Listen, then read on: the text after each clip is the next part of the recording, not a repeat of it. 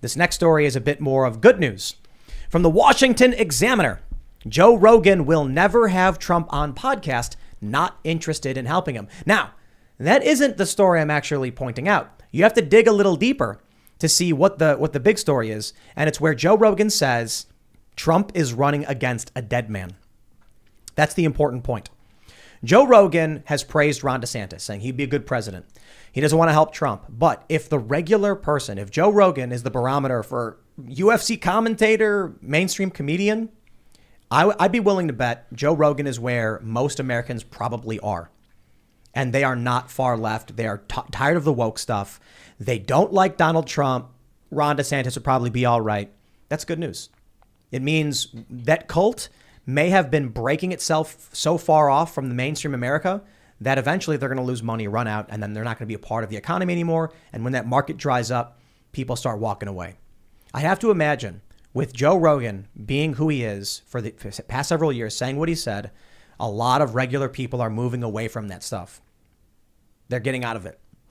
So he's not threatening Joe Biden by calling him a dead man, but he's basically pointing out that Joe's not going to win. He can't win. Right. I think Joe's been saying that for a while, though, hasn't he? Rogan? Yeah. Yeah. About Biden.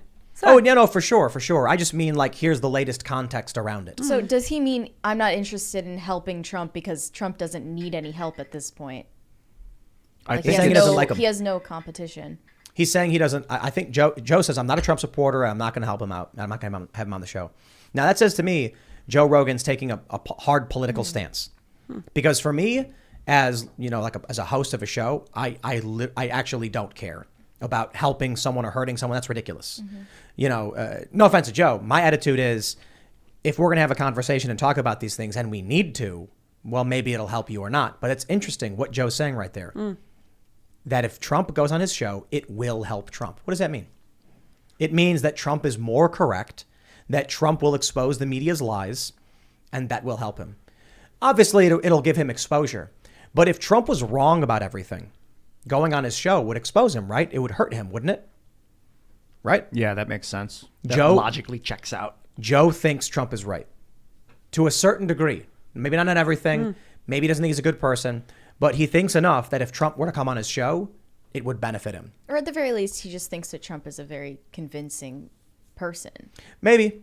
But I think the reality is Joe knows that Rogan knows Biden is out of it. And that people elected a guy who was burning this country to the ground because they hate Trump. Trump will come on. Trump will say, remember 2019? Remember this policy? Remember when I did this? And people are going to be like, that's true. And there's a reality to what Donald Trump was doing when he was president that, man, he had a potty mouth.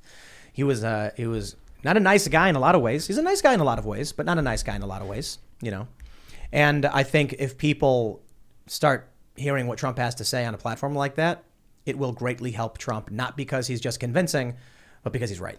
It would help Trump in general to have more public showings. I haven't even seen him talk, and I think I saw one interview with him in the last 2 years. I'm kind of with Joe on this, in that I think about having Donald on this podcast because it would be great for the podcast. It'd have huge numbers. Two, whatever. It's a political, and that's all that matters is feeding fodder to. Part of me base, is like, right? wow, the profitability of selling out. Wow, but I don't. Never really. I mean, Trump's just he's like divisive. I don't know. I don't hate him, but I'd have Biden on the show too. It's not like I hate the guys. You'd have them both on. Yeah, because of the political prowess, because they have been the president of the United States. Well, you could have some interesting conversations with either one. I would love to have Biden on this show. It'd be great. I would rather have Biden than Trump, because I just.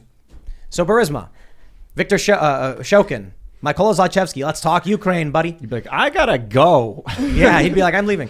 With Trump, I'd say stuff like, I disagree with your fraud narrative. I'd ask him questions. But Trump's issue is that they call him a liar all the time. And I'm like, maybe he's just wrong.